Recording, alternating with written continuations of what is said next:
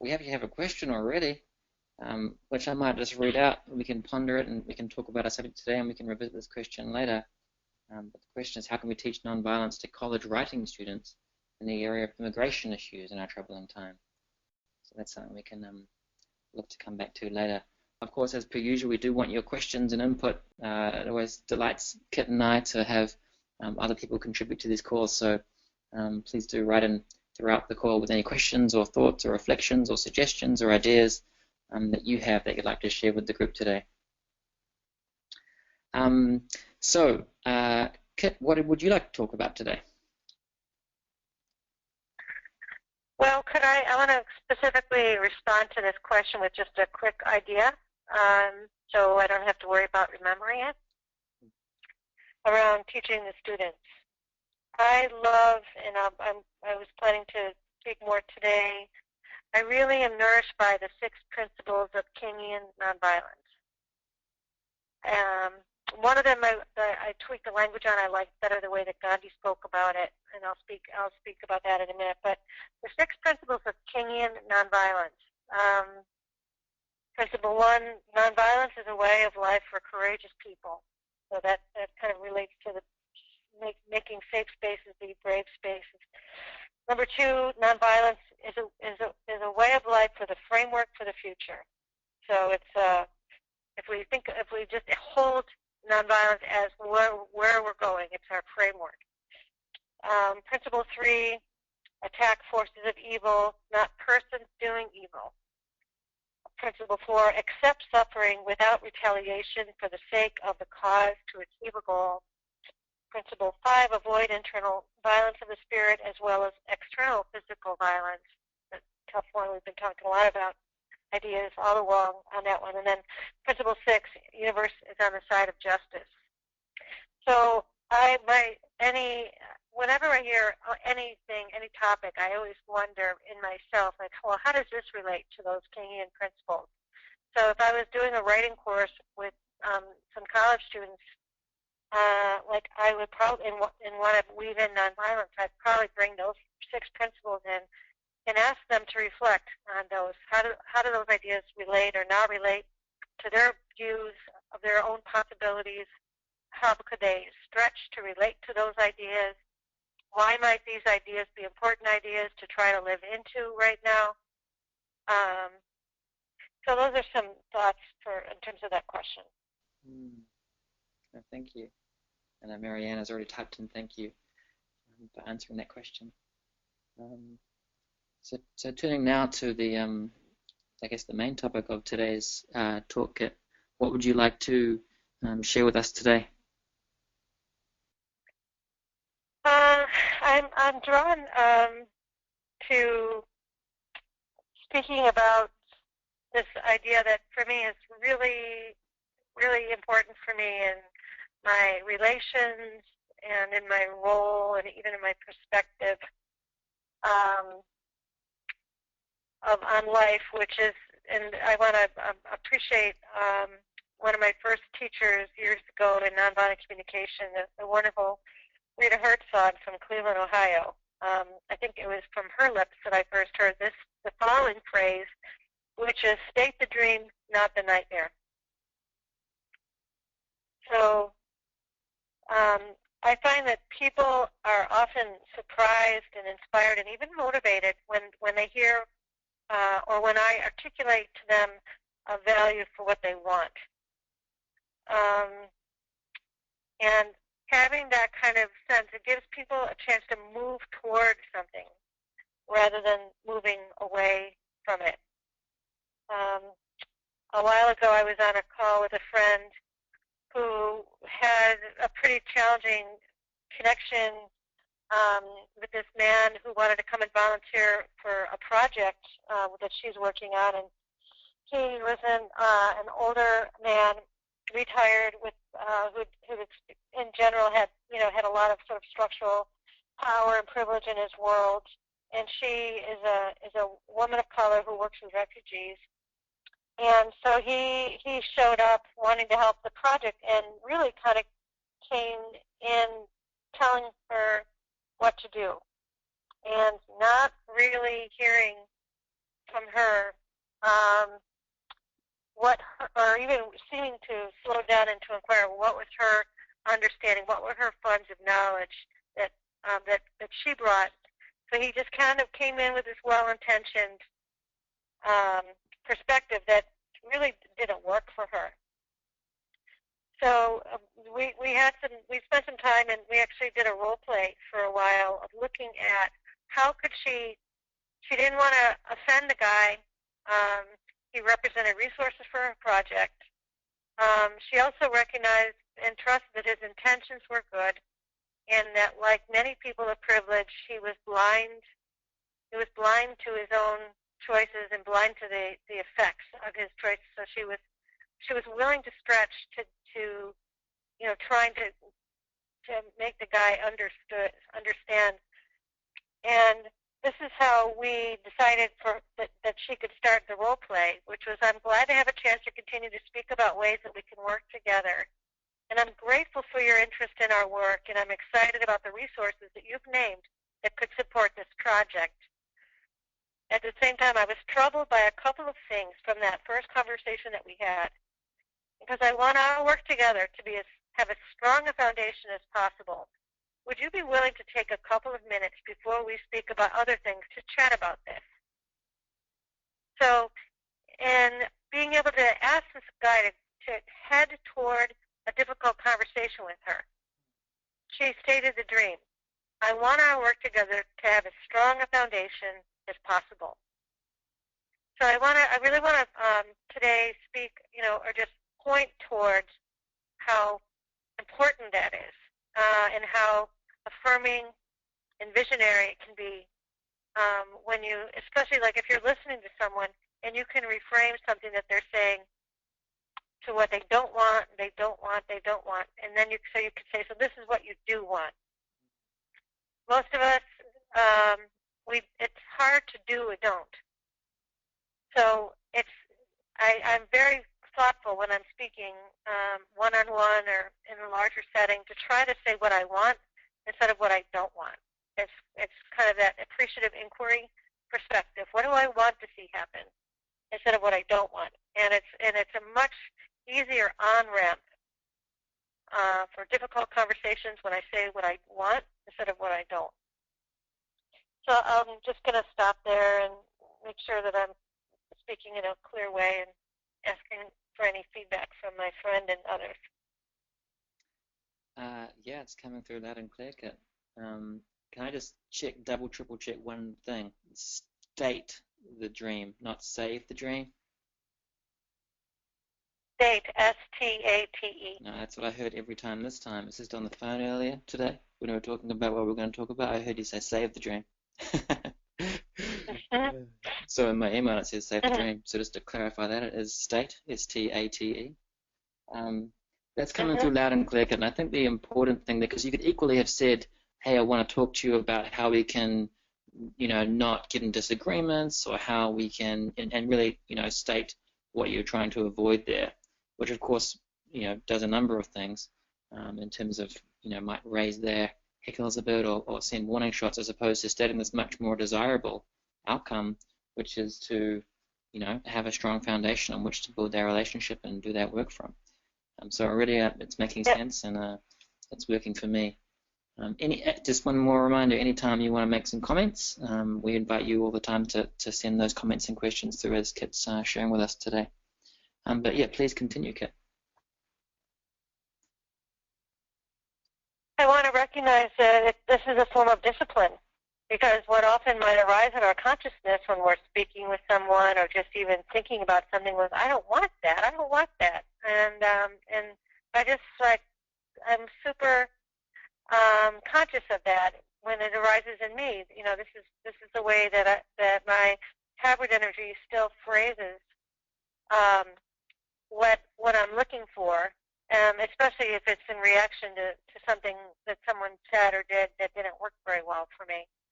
So it's not a problem for me that what arises in my consciousness is I don't want that, I don't want this.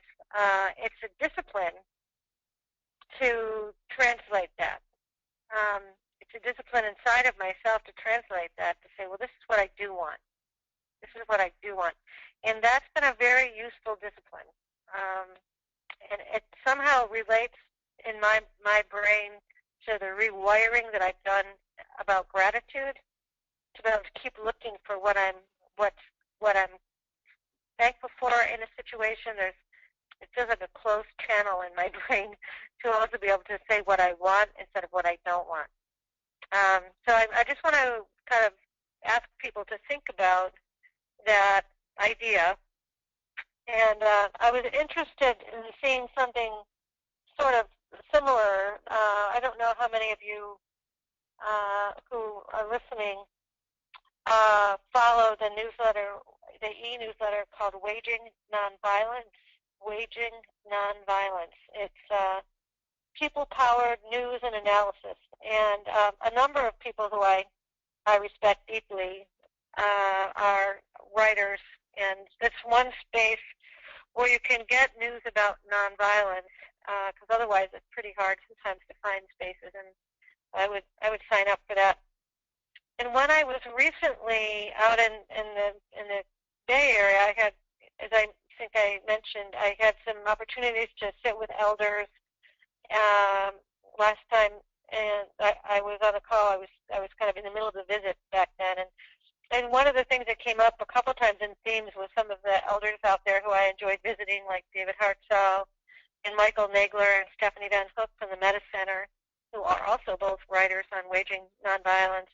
We spoke again about the framework that George Lakey, a veteran Quaker nonviolence activist, put out most recently on Waging Nonviolence, and he calls it a 10-point plan to stop Trump and make gains in justice and equality. This went out on January 23rd. And there was so much in this article that I really liked. Strengthening civic institutions and their connections with targeted populations. So he talked about play offense, not defense. So, and for me, that was kind of another way to say state the dream and not the nightmare. What do we want to make happen, not what are we trying to be in reaction to? So what do we want to go for? And in the article, Lakey says, Gandhi and military generals agree. No one wins anything of consequence on the defensive. And Lakey defines defensive as trying to maintain previous gains. As Gandhi and the generals would predict, the movements lose ground that are on the defensive. So how can we, in our small projects and in our bigger projects, and when we collaborate with other people, how can we go for what we want? How can we state that dream instead of being in response and reactivity to other people's initiatives? How can we state the dream and go for it? So this is around the idea of stating the dream in the bigger political arena. He talks about, in this article, about linking campaigns to build movements. So if you remember, when we talked about systems a couple of weeks ago, when Dominic Barter swung in and joined us for that call, we talked about how do we, learning from Margaret Wheatley that I got years ago, how do we create new systems? We network we create neural nets between distinct networks that become stronger and stronger, so they lock into place and become one entity, one unit. So this article talks about linking campaigns to build movements, link movements to create a movement of movements. And he also speaks strongly about the avoiding one-off demonstrations as a way to just blow up. It's a great way to blow off steam, but actually, how strategic is it? So he looks to make the vision more real by extending new economic institutions and co-ops. So again, that ties back to a theme I think that we've discussed in these webinars, which is pay attention to the money, pay attention to creating new economic forms. That was something that Gandhi spoke about again and again. The economics are important for us to pay attention to. We want to be economic innovators, not just social innovators. So there's so many things in this article that I like. And the thing that I don't like, that I want to speak to after I pause again, is the idea of stopping stopping Trump and focusing on Trump as a single individual.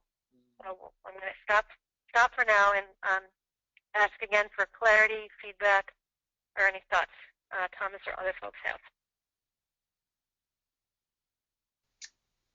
Well, once again, Kit, it's all making sense to me. I read that article, and I will actually send it out to everyone after the call. I'll make a note to do that. Thank you. I love this idea of playing offense. I think that's really important. I think the example that he gave in the article is a powerful one. We made so much gain in the 60s and 70s, and then in the 80s and 90s, it seemed to some that a lot of movements were, trying to maintain their gains as opposed to push forward. And one of the campaigns that was pushing forward was the LGBTQ movement, and the gains they made in the 80s and 90s and into the 2000s, they kept on pushing and played the offense. And I think that's an important message for us to take forward in these times. There are governments around the world that are very much on the offense, and that puts us on the back foot because we have to be reactive. And it's quite a powerful call to think and to get called to go on the offense and to think about what we want, state the dream. We all want the dream, and let's work towards that as opposed to playing this defensive game. So I'm very excited to combine these two things of being on the offense and stating the dream and focusing on that. It's not what we don't want to happen now or in the future. It's what we want to happen now in the future and indeed now. So those two combined are quite a powerful calling for us. Yeah, thank you. Curious to hear anybody else coming through it, any thoughts or reactions? None as yet. Maybe people are joining by the phone today, so they're not able to type in. But if you are at your computer and listening online, please do type in and give us your reflections or thoughts and share with us, those with us. Great. Yeah, it really matters to me. There's two of the people whose, thinking and activism and nonviolence goes back decades, both pointed to this piece by Lakey as a really significant piece of information for people who are interested in nonviolence to attend to. And Lakey, of course, is also a veteran. So I just want to bring this piece and bring, critical conversations about the points of it to as many people's attention as possible. That's achieving, some of what the article itself calls for, which is for us to build these connections and recognize that we represent the majority. The piece that I want to disagree. Before we move on to the next section, we have actually had some people finish what they were typing and send us a couple of messages. Would it be right if we answered them now? Thank you. Great. Good. It says here, it brings to mind Alice Walker saying the way most people lose power is by thinking they don't have any. Another comment here, one of the challenges I and I sense others face is the huge importance people and I feel when actually assuming the dream. It seems so challenging to actually bring any significant change. Do you have any thoughts on that one, Kit? Can you say that last piece again, because I didn't hear it as well as I would have liked? I will happily say it again. One of the challenges I, and I sense others face, is the huge importance people and I feel when actually assuming the dream. It seems so challenging to actually bring any significant change.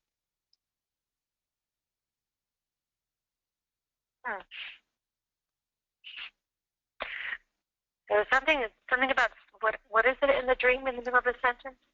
When assuming the dream.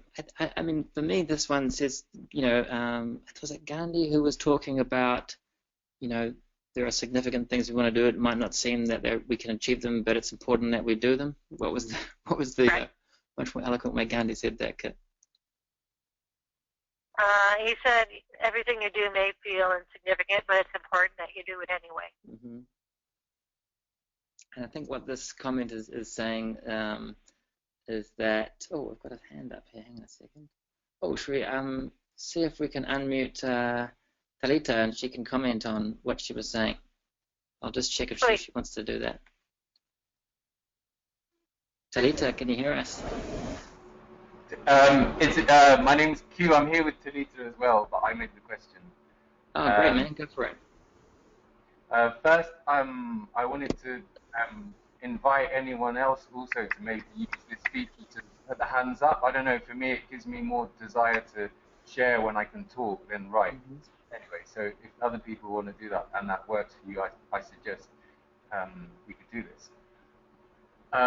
What I was saying is when you really assume how much you want things to change, and it seems like a David and Goliath, basically. It seems like this huge thing, and the sense of actually bringing any significant change in just seems like facing this massive thing and feeling tiny and powerless and helpless.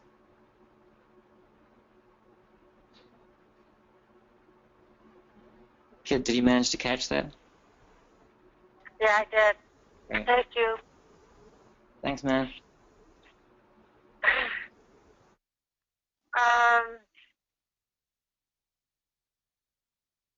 Yeah, I mean, I guess the only thing I think about is that there's millions of us. There's millions of us all over the world. So when we're all doing this thing that Gloria spoke about, if every one of us kind of struggles and does to trust that what we do matters, then yeah, then we won't. But if every one of us just says it doesn't matter that I see the outcome, it doesn't matter that I know. It's just I'm just going to do this thing because it's what I'm called to do. I'm going to do it, with all the love and collaboration I have in me, and then trust. I mean, nobody really knows what it is that tips things. We don't know. So but it's a huge. I mean, I want to acknowledge it's a huge walk of faith, and faith in the future, faith in whatever you have your faith in, which isn't easy. So we need to make spaces when our faith fails to grieve and find other people and go for walks or do all the things that we've talked about on these calls that help us to keep going on the hardest days. But in the meantime, the only thing we can do is just keep the faith. Keep faith with the future and just keep it moving.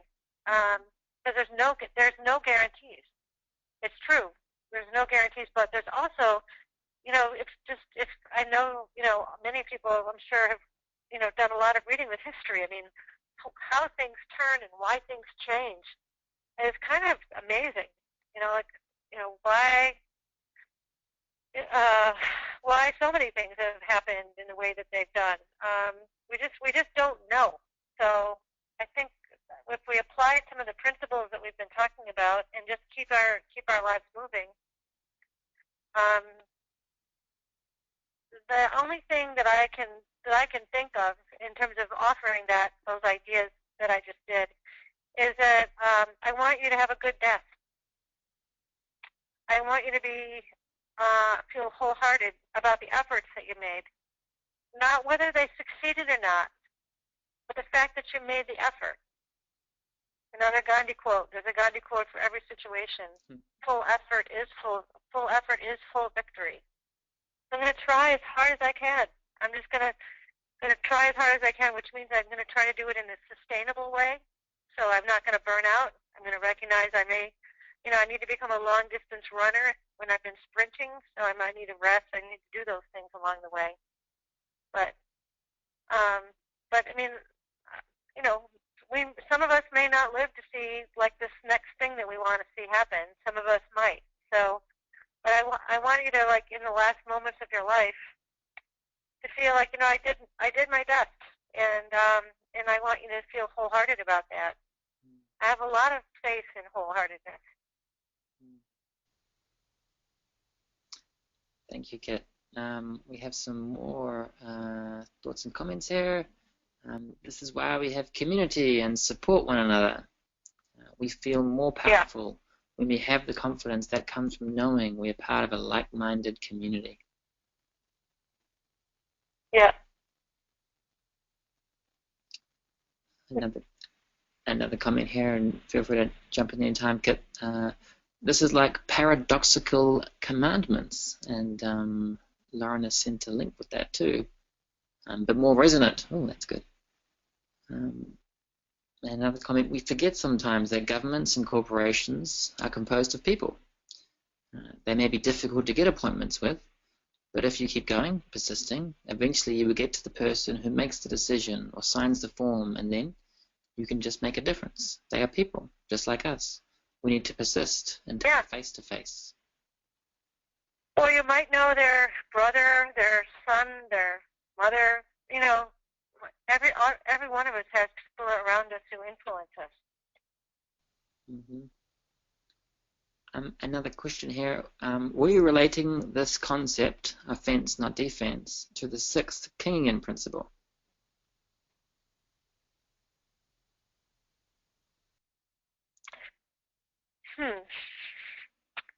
Well, I was relating it initially to the idea of state the dream and not the nightmare.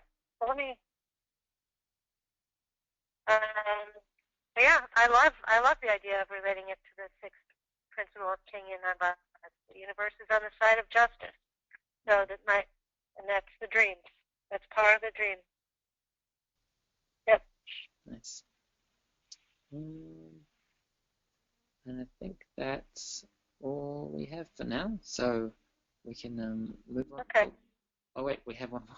How does one remain centered when you have to live and work in a community of people who are not like-minded and are not prepared to make a wholehearted effort without becoming cynical? This question asked by a public school teacher.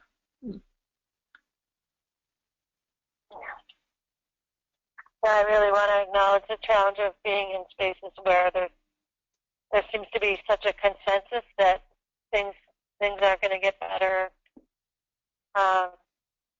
and that nothing can be changed, and that like a narrative like that, if you're surrounded by it, and that's held as like a consensus reality by other people, can be very powerful and difficult to pull away from.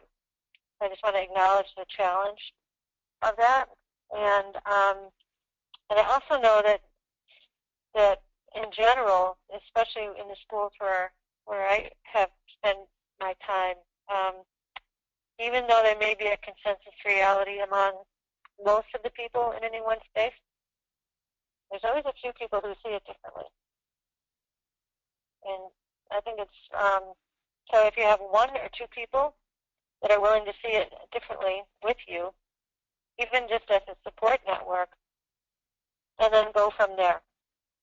But just find those couple. Even one other person can be enough of a start. Years ago, when I was working in Oakland at Bay Area Nonviolent Communication, we started this program called the 2x2 program to get to find two people from different organizations and outfits who could support each other in making changes.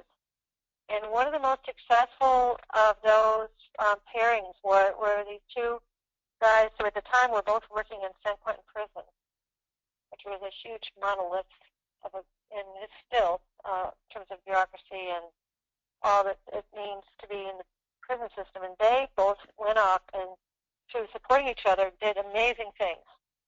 I think they both ended up leaving San Quentin, but the partnership and the effort at the time led to some extraordinary stuff later on in their lives. So it may be that the partnership that you could seek out with another human in that school may not look in the very short run like it's going to yield the benefits, but hang in there with it. So find those other people and get that support. We've talked about support before on these calls. It's critical. Don't underestimate how powerful even knowing you have support can be. They don't have to be in the room if you know that there's other people that'll have your back. No, I'll just add to that, Kit, and say that when you look at change and adoption of any idea or even a product, it always starts at the bleeding edge with a few people who are the innovators and the leaders. And then once those people have come together and found each other and got support, in this case, finding those early adopters, the people who can then join your group or join your empathy circle or read the same books, literature, listen to the same things, and then you can sort of start growing that group. And eventually, if you get enough people, say in a school, thinking and talking and using different language and applying different principles, you can get to a tipping point. And so thinking strategically, yeah, I think just finding those few people in any community who you can bring together to get that initial support and then look to find the next group of people. You don't need to get the whole school on board just yet, just find the next group and you'll build momentum from there. That's a beautiful example for me right there, Thomas, of how we could use language to help us state the dream and not the nightmare, because we can say, oh, there's hardly anybody in the school that thinks the way that I do about this or that. Or we could say there's only a couple of us who are early adapters of these ideas, and we're the leading edge for the change. We're the leading edge. So that, it's like it flips it. It goes from, oh no, we're the only ones, to, oh, we're the ones. We're the ones who are going to take the lead. So, yeah, you can choose your narrative. You can choose how you see it, and that's one of the most powerful choices that we can make. And I'm going to point you all again to that lovely TED Talk. One of my colleagues in the other room was just speaking about it to everybody. The Danger of a Single Story. The Danger of a Single Story by wonderful Nigerian author, who's in my brain doesn't contain her name in this moment. But just see how powerful it is to open up a story. So if your story is, I can't do it, there's not enough of us, it's too small, that's one narrative. Look for the other narrative. If it's okay, I want to, go ahead. No, I was just going to finish by saying I see what you were meaning at the beginning of the call when you said that this state the dream is a discipline. And with any discipline you have to be mindful of it. And so, we were talking about something about, changing the mindset of a school and forgetting this, I forgot for a moment the discipline of stating the dream and how important that is. So it was a good early lesson in that as a discipline. Yeah. And, the work that you do, Thomas, that whole theory of change and how change happens. And if any, where can people go if they want to learn more about that? Because I think understanding that sort of thing can be very helpful when you're trying to figure out how to move what looks like immovable. And someone's just sent the TED Talk, so I will actually include that in the email out after this call, so we can all watch that and hear that importance of the single story, the danger of a single story, rather. But I think we can move on now, Kit. Okay. Well, will you send the information about theory of change too? Sure, I can find something on that. Great. Isn't that part of how you use your business model? Sure is. Yeah. He's very modest. Yeah, this one that I'm on the phone with. Yeah. That was quite a bit of a theory of change. So, okay. So the other thing I wanted to say, I want to super respectfully disagree with George Lakey. And I know that, when we write things, we want to write things and use words in ways that help to build windows instead of walls. I want to respectfully say that when I hear read the title of this article, which is a 10-point plan to stop Trump, I just, from a nonviolence perspective, I think it's not so useful to continue to fixate on any one individual as the problem. I think holding a fixed enemy image of any individual limits our ability to see and be creative, and it limits our systems thinking, because we just think, oh, if I could just get rid of this person, instead of really keeping your eye on the systems issues, which are what put someone maybe that you don't like, maybe many of us don't like, in the United States in place. He didn't invent, he didn't get there by himself. So we need to be better systems thinkers. And so I want to, there's a, the part of the work, of body work of nonviolent communication, and one of the reasons, again, that I'm grateful to Marshall Rosenberg is the whole notion of enemy images and how important it is to undo fixed enemy images that we have of another human being. So if there's someone who you hold really fixed charge toward, my personal experience is worth doing the work to try to liberate yourself from that image of them. Try to liberate, you're not liberating them, you're liberating yourself. Like getting enough support, getting enough of an ear, doing sufficient journaling, whatever you need to do to be able to begin to soften and feel some wonder, some curiosity. What makes this person choose to do and say the things that they do?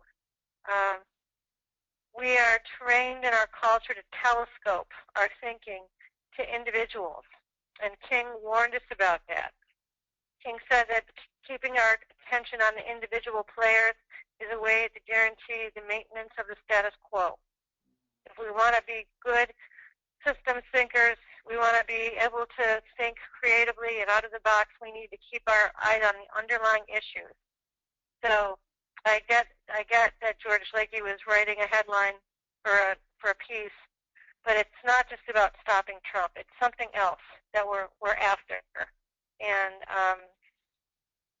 I want to just urge you, it's so easy to let your thoughts to slide downhill to just being fixated on this individual or that individual. No one individual represents the big problems that we've got. They are like pinpoints on it, but they're not all of it. So I'm going to stop there and see how many people are wondering what the heck it is that I'm talking about right now. Please feel free to write in or indeed put your hand up, and thank you. Was it Q before who suggested that? I think that's a great idea, and it's always a pleasure to have other voices on the call. I got a lot of notes out of that, Kit, so thank you for sharing. I think we've spoken before about the telescoping of individuals, and there are so many people involved in the civil rights movement in the US, for example, and King is the one who is focused on a lot, and not for good reason, but we need to think, as you say, about the systems. And when it comes to politicians in the world, there are a whole array of systems that have led to the creation of them being elected into those positions, be them ideological, media, money, just cultural values. And if we have a culture that values capitalism and consumerism and glamour and fame, then you'll elect cultural icons who symbolize those things. And I will say, what was I going to say? Nope, it's gone. It might come back. But we have a few comments come through. It says, do Kit's words apply equally to the Republicans and have done X? So now talking about a group as opposed to, I faulting the Republican leadership for actions that cause pain. Yeah, I mean, I want to tread carefully because I know that these identities matter to people, and they help us, have a sense of community and meaning sometimes. And the sort of the dissolution of a lot of the civil liberties, especially in this country, has been happening for many years under both Democratic and Republican leadership. So there are many things that have occurred, for decades that I think are of deep concern, especially in relation to the ongoing waging of wars and the growth of the military-industrial complex, how that has related to the increasing militarization of police forces in the United States and elsewhere. I'm back to that point, that Angela Davis made in her most recent book. There are not multiple struggles. There's one struggle, and I would say that a lot of what's been happening in the last couple of decades in this country have happened under both parties' watch. So I want to just gently and respectfully say that it's not any one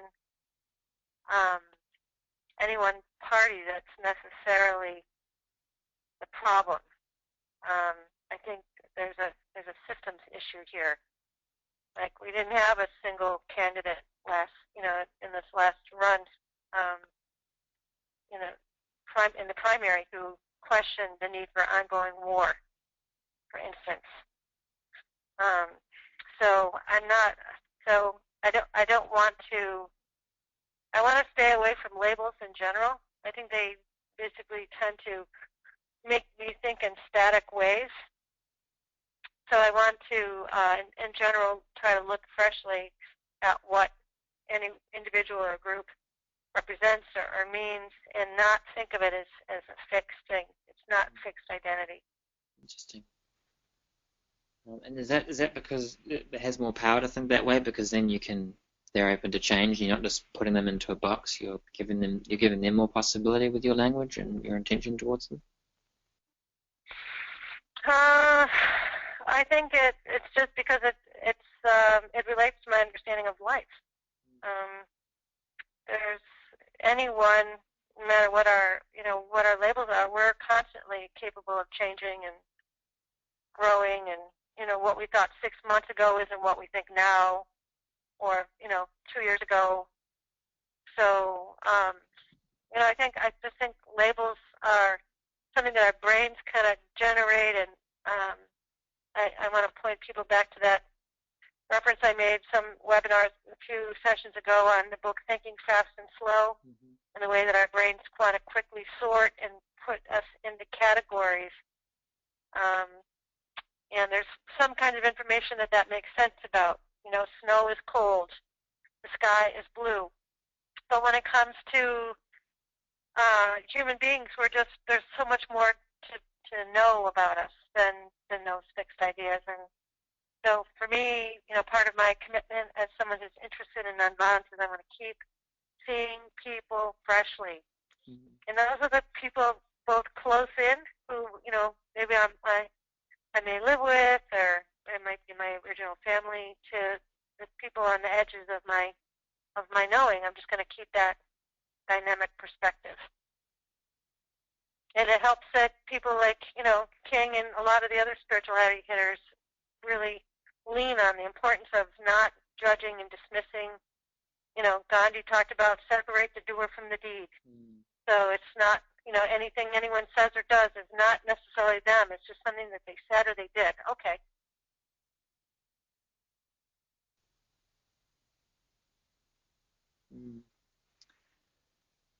I have another question here for us. And just whilst I ask that, I'm noting the time. I have about 7 minutes left. That went so fast for me, in a wonderful way. And so if you have any final thoughts or questions you'd like to share, please do type them in now, or put your hand up.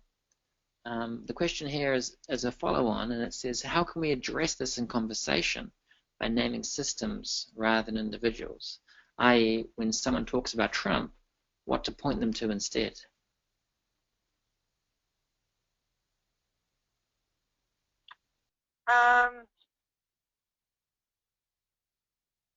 I would probably be likely to just say, I hear the worry about Donald Trump, and I want to keep my attention on what are the underlying issues or factors that continue to support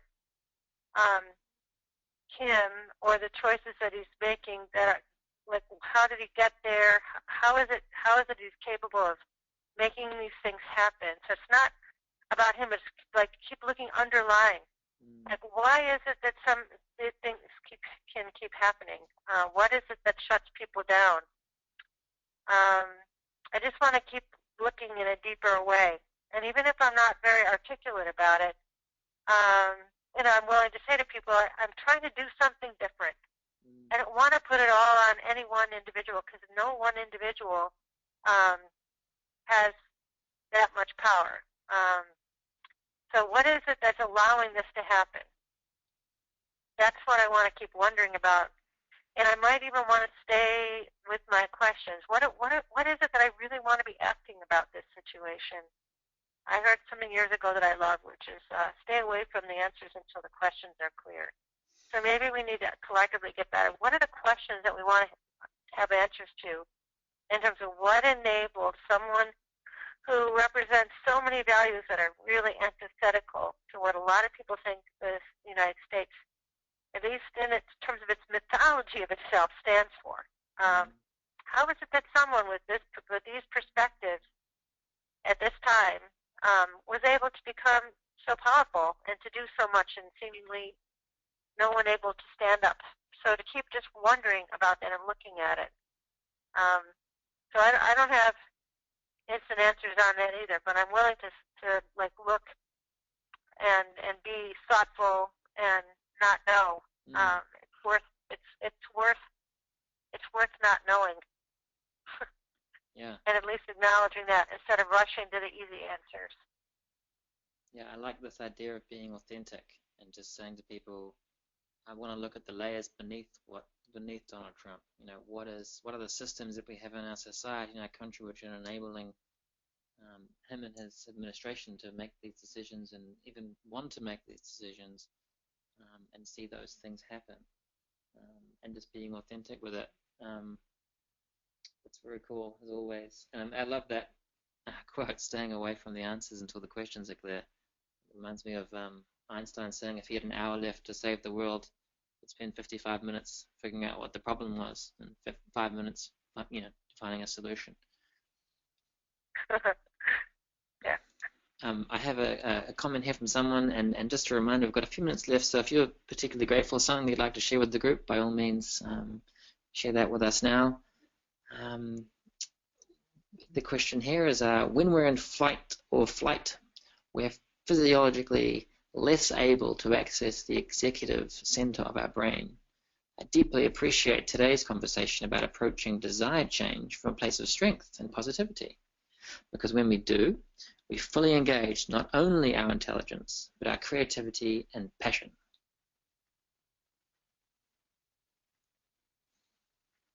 Yeah, that's been my experience. Mm-hmm.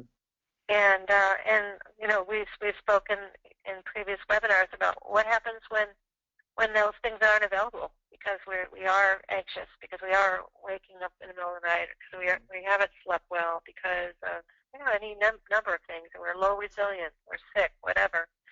To just take our own welfare seriously. We are our own tool. So if you don't keep yourself in good shape as a tool for responding to your own life, then we know the consequences of that. So take yourself seriously in terms of what you need: your sleep, your water, your food. You can bring your best self to these games that we're in these days. Mm-hmm.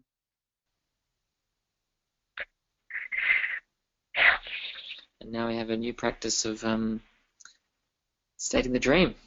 So I'm grateful for that new tool from my toolkit. Thank you, Kat. Mhm. Yeah. I really hope that people take the time to look at this article from Lakey as well and spread it around. I think the ideas behind it, to me, are really important and sound and very empowering. And again, the fact that the likes of David Hartsough, Michael Nagler both pointed me towards it matters to me a great deal because of their perspective and experience. So, and the more that we can be sharing ideas and talking to each other,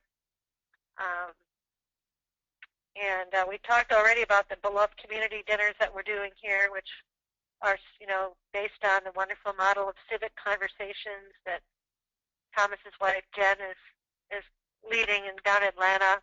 We had one this week, and they're wonderful. We just announced more of them today with the 80 people that I've got next door here.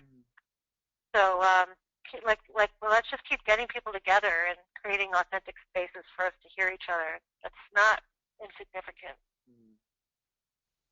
How's that for a nice double negative? It's wonderful, Kat. Well, Kat, we will close off in a moment. But as I say, I will send out a note after this with a link to the recording, so you can share that with anyone you'd like to share the recording with, and with those various links to articles and so forth. As always, if you'd like to support the work that Kit is doing and the work that the Garden Institute is doing, you can make a donation at gardeninstitute.org. We have a comment here from someone saying, "My mind is sparkling and enjoyably alive with the conversation today. I'm so grateful for these conversations today." So always good to get that feedback. And of course, we love getting your feedback. We've had a number of emails from people letting us know what it means to be a part of these conversations and to hear these words, and it really makes Kit and I's day. So please feel free to send us a note, and of course, be specific in what you're enjoying, so we can learn from that and get a smile as well. But Kit, to finish off, is there anything grateful for that's been happening at the Garden Institute this week?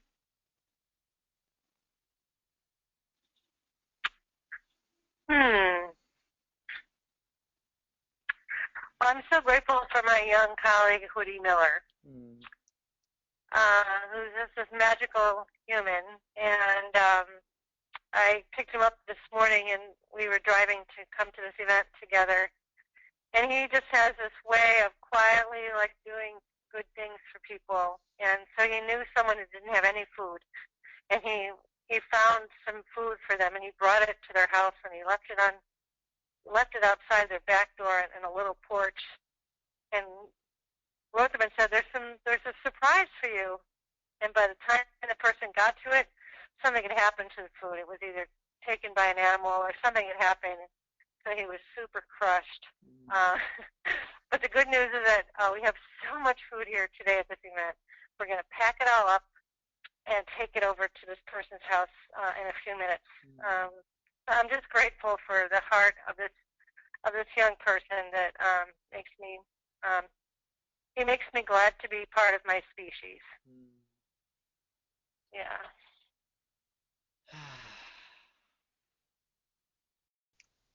Well, that's a lovely story to end this call on. So thank you everyone for joining us today. We appreciate you sharing your thoughts and ideas with us, and for being a part of this conversation.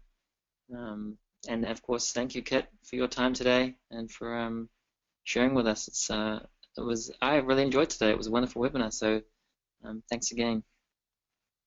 Yeah, thank you, Thomas, because it wouldn't happen without you. And thanks to everybody who's listening, because I'm just really learning a lot in how to say things, and just being brave and speaking sometimes